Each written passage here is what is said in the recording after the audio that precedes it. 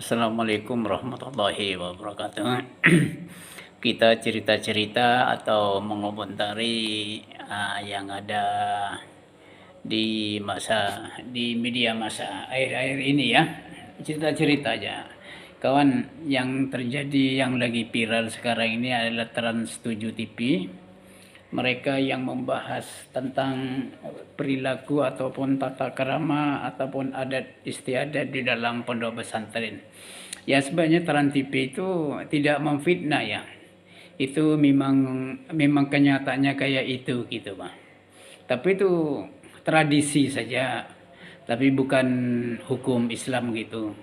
Sampai merayap-rayap ya, mau sungkeman sama gurunya gitu, itu bukan syariat Islam gitu. Nabi aja ndak nyuruh gitu, tidak melakukan itu kepada para sahabatnya, pada keluarganya ya. Menghormati ya wajib, saling menghormati gitu saja, Bang. Tapi ada batasnya gitu, Bang. Coba lihat di dalam video itu. Mau ngasih makanan saja limau ya, limau jeruk tuh ditendang pakai kakinya, santrinya merebut gitu.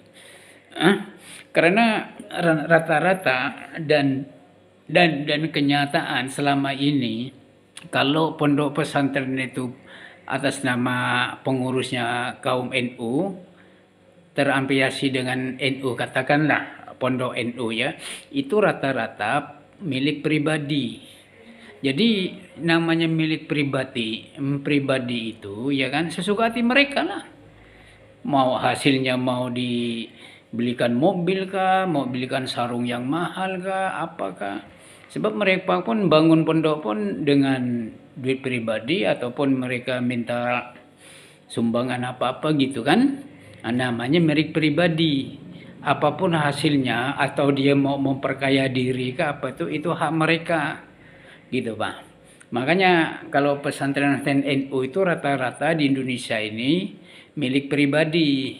Kalau pimpinannya meninggal, lari karena cucunya. Kalau bisa yang meninggal itu masih jadi pimpinan. Hanya dirubah aja namanya almarhum gitu, Pak. Kalau pondok pesantren NU memang gitu kenyataannya. Seluruh Indonesia gitu, milik pribadi, Pak. Gitu. Bukan organisasi NU yang memiliki, bukan.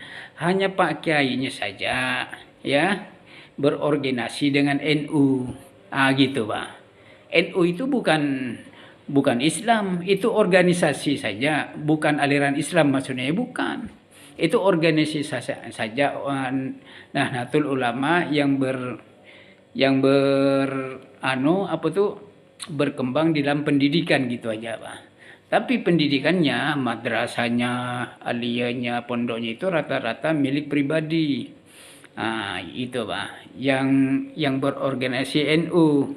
Makanya mereka tuh sesuka hati. Gitu, Pak. Ini kan hasil saya. Terserah saya lah, kan gitu, Pak. Muridnya mau suruhnya habis ke apakah tersuka gitu. Gitu, Pak. So, itu hak mereka. Sebenarnya kita harus syukur, Pak. Terima kasih Trans 7 bisa membongkar hal ini ke publik gitu, Pak. Jadi kalau sudah terbongkar nih macam mana sikap kita gitu, Pak. Bukan demo semua bubarkan TV Trans 7 inilah itu kan. Kalau yang kaya-kaya tuh pemuka-pemuka NU yang koruptor, tidak ada demo dia. Kalau kalau udah dibilang kiainya gini, santrinya gini, caranya beradab semua dalam Islam, melanggar Islam ya. Coba kamu lihat Gus Idam saja tuh, Gus Idam namanya. Katakan dia ustadz kah, kiai kah, penceramah kah, mau ziarah kuburan merangkak-rangkak dia itu. Coba tengok, ngisot macam orang mati aja dikitu. Itu bukan tata krama dalam Islam, itu adat mereka saja ya. Gitu, Pak. Tapi sebenarnya kalau sudah Islam itu robalah adat gitu, Pak. Lain dengan organisasi Muhammadiyah, bergerak di dalam pendidikan juga. Muhammadiyah itu tidak ada yang memiliki organisasi pribadi. Di mana-mana saja ya, coba kamu lihat. SD Muhammadiyah, SMA Muhammadiyah, Madrasah Muhammadiyah, SMP Muhammadiyah, Rumah Sakit Muhammadiyah, Universitas Muhammadiyah, Supermarket Muhammadiyah, AC Muhammadiyah, Semua milik Muhammadiyah, artinya milik ummah, gitu Pak. Dan pengurusnya setiap 3 tahun atau beberapa tahun itu diganti semua, dirotasi gitu Pak. Jadi itu milik ummah, bukan milik pribadi, hanya atas nama saja organisasi Muhammadiyah, gitu Pak. Makanya organisasi Muhammadiyah itu organisasi Islam swasta yang terkaya di dunia nih ya. Bayangkan di dunia yang 4.000 triliun lebih oh, harta anunya Pak. Kepemilikan asetnya juga bayangkan Kang. Kalau organisasi swasta dia yang nomor 2 di dunia, terbaik, terkaya lagi, bayangkan. Karena apa? Mereka itu meskipun jadi pemimpinnya, kepala sekolah ini, kepala pondok ini itu hanya menjabat saja, digaji oleh pihak organisasi gitu, Pak. Bukan hak milik dia gitu. Makanya nama-nama universitas, rumah sakit, semua barang semua namanya Muhammadiyah, bukan milik perorangan. Itu mantap, organisasi Islam milik ummah gitu Pak. Lain sama NU. NU itu milik pribadi. Hanya orangnya saja terafiliasi dengan organisasi NU gitu Pak. Makanya mereka membuat semua dana-dana itu terserah mereka, milik pribadi. Ya kan? Macam kamu buka usaha, ya kan? Kamu modal sendiri apa? Yang baik kayak modal sendiri, bangun pondok pesantren. Mau hasilnya mau dia beli mewah-mewah ke apakah sarung harga 1 jutaan ke apakah mobil mewah apa terserah.